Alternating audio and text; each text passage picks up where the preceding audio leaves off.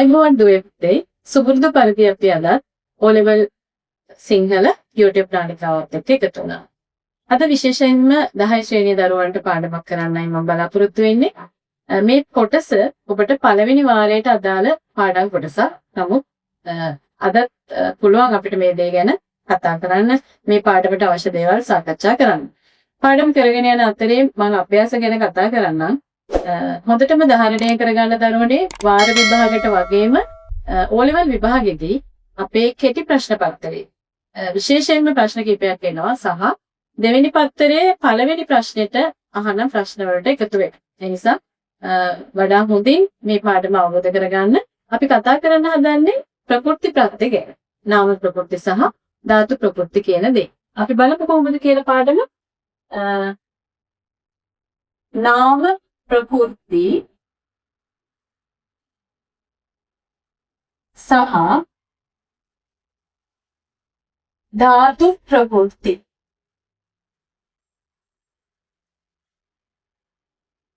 මෙතනදී අපි බලාපොරොත්තු වෙනවා නාම ප්‍රකෘතියක් කියන්නේ නාම පදයක් ගැන. නාම පදයක් සකස් වීම ධාතු ප්‍රකෘති කියලා කියන්නේ ක්‍රියාපදයක් හා සම්බන්ධ දේවල්. එතකොට නාම පදයක් කියලා කියන්නේ දෙයක්, කෙනෙක්, ස්ථානයක් මේ ආදී දේවල්. ධාතු ප්‍රකෘතියෙන් කතා කරන්නේ දරුවනේ ක්‍රියාපද ගැන.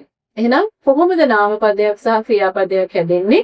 මේ නාම පදයේ මුල් අවස්ථාව. අපි නාම ප්‍රකෘතිය ගැන කතා කරොත් මුල් අවස්ථාව තමයි ප්‍රකෘතිය වෙන්නේ. මේකට එකතු වෙනවා ප්‍රත්‍ය. මේ ප්‍රකෘතියට ප්‍රත්‍ය එකතු වෙලා තමයි නාම පදය සකස් වෙන්නේ. ප්‍රකෘතියට ප්‍රත්‍ය එකතු වෙලා නාම පදේ සකස් වෙනවා. අපි මේ සඳහා උදාහරණ අරගමු. අපේ පෙළ පොත එකතු කරගන්න දරුවනේ. පෙළ පොතේ අභ්‍යාස එකතු කරගන්න මේ පාඩම කරාට පස්සේ ඔබට කරන්න පුළුවන්. පෙළ පොත සම්බන්ධ කරගෙන අපි උදාහරණයක් ගමු. පහන කියන වචනේ. එතකොට පහන කියන එකේ පහන් තමයි අපේ ප්‍රකෘතිය වෙන්නේ. පහන් කියන ප්‍රකෘතියට කියන ප්‍රත්‍ය එකතු වෙලා පහන කියන නාම පදේ හැදෙනවා. ඔය එක. අපි දැරියක් කියන පදේ ගමු. දැරියක් කියන එකේ පදේ දැරි තමයි ප්‍රකෘතිය, අක් තමයි ප්‍රත්‍ය.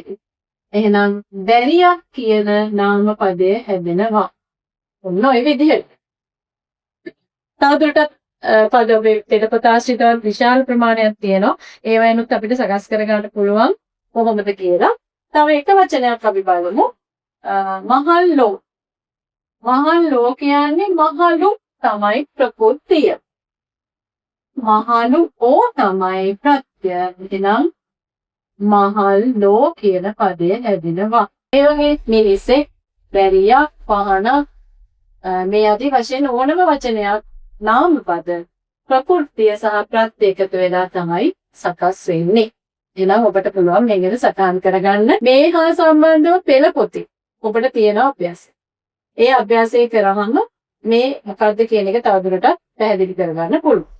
ඊට පස්සේ අපි කතා කරනවා ධාතු ප්‍රකෘති ගැන. ඉතින් දරුවනේ නාම ප්‍රකෘති වගේම ධාතු ප්‍රකෘති ගැන අපි කතා කරමු. ධාතු ප්‍රකෘතියෙත් වෙන්නේ ධාතු ප්‍රකෘතිය සම්බන්ධව ක්‍රියාපදයක් හැදෙන්නේ. ධාතු ප්‍රකෘතියට ප්‍රත්‍යක් එකතු කරනවා. ඒකටත් එකතු වෙනවා ප්‍රත්‍ය. එතනදී හැදෙනවා ක්‍රියාපදය. මෙතනදී අපිට ගන්න පුළුවන් අපි දන්නේ ක්‍රියාපද වර්ග හයක් තියෙනවානේ. පූර්ව ක්‍රියා, මිශ්‍ර ක්‍රියා, සම්භාව්‍ය ක්‍රියා, විධි ක්‍රියා, ආශිර්වාද ක්‍රියා, ප්‍රයෝජන ක්‍රියා කියන ක්‍රියාවල ඒ ක්‍රියාපද සකස් කරන හැටි එන්නේ මේ ආශ්‍රිතවම තමයි.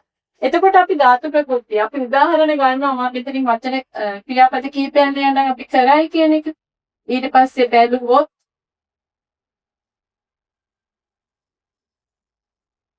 නටා, ගයමින් මේ ආදී වශයෙන් ක්‍රියාපද ගත්තොත් කොහොමද මේවා සකස් වෙන්නේ කියලා අපි බලමු.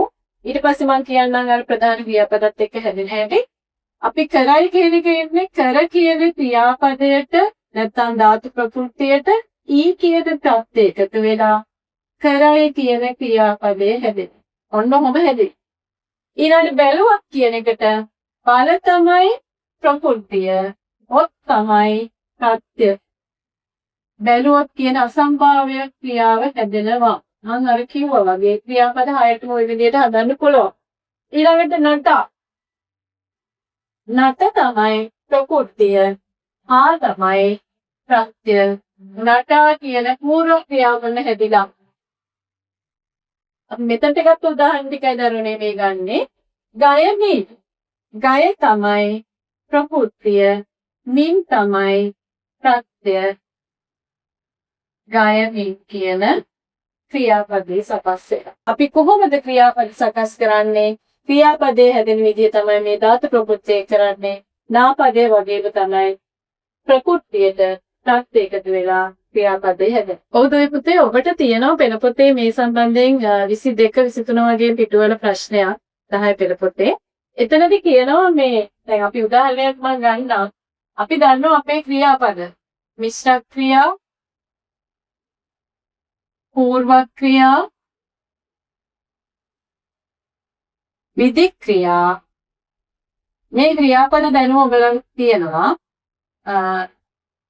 අසම්භාව්‍ය ක්‍රියා, ඒ වගේම ප්‍රයෝජ්‍ය ක්‍රියා, ඒ වගේම ආශිර්වාද ක්‍රියා.